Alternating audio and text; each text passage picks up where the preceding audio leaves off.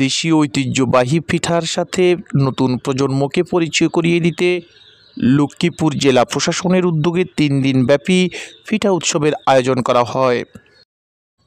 জেলা প্রশাসনের উদ্যোগে পিঠা উৎসবে স্বতঃস্ফূর্ত অংশগ্রহণ ও সন্ধ্যায় মনোজ্ঞ সাংস্কৃতিক অনুষ্ঠানে দর্শনার্থীদের উপচে ভিড়।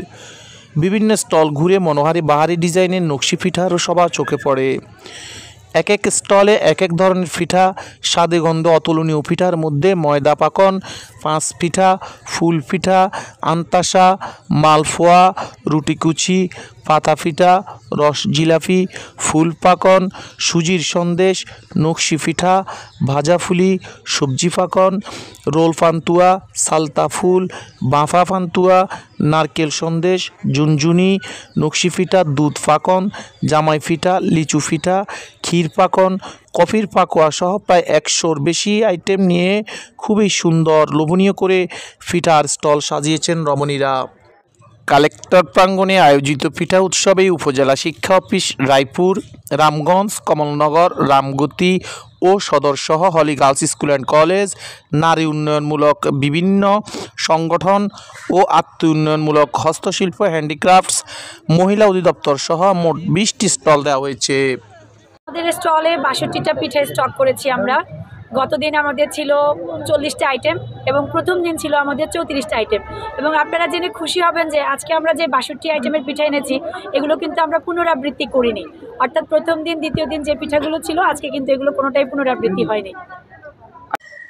স্টল সাজানোর পাশাপাশি সুন্দরী তরুণীরা পিঠা সাজানোর মতোই নিজেদের সাজিয়ে পরিপাটি করে হাসি মুখে পিঠার বিবরণ শোনাচ্ছেন আগত দর্শনার্থীদের। এর ভিতরে আমাদের উল্লেখযোগ্য লক্ষ্মীপুরের এবং লক্ষ্মীপুর সহ আশপাশের এলাকারও অনেক পিঠা এই উৎসবে আছে। তো আমরা লক্ষ্য করেছি এখানে লক্ষ্মীপুরের শিক্ষক সমিতি যারা প্রাইমারি শিক্ষক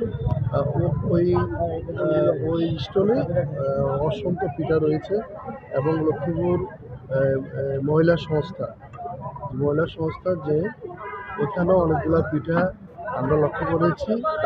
সুন্দর পরিপাটি এবং বাংলাদেশের গ্রামের যে ঐতিহ্য এই পিঠা উৎসবের মাধ্যমে গ্রামীণ ঐতিহ্যটা ফুটে উঠেছে। আমাদের দাদি নানিরা এক সময় গ্রামে মেহমান আসলে, আত্মীয় স্বজন আসলে পিঠা দিয়ে আপ্যায়ন করাইতো।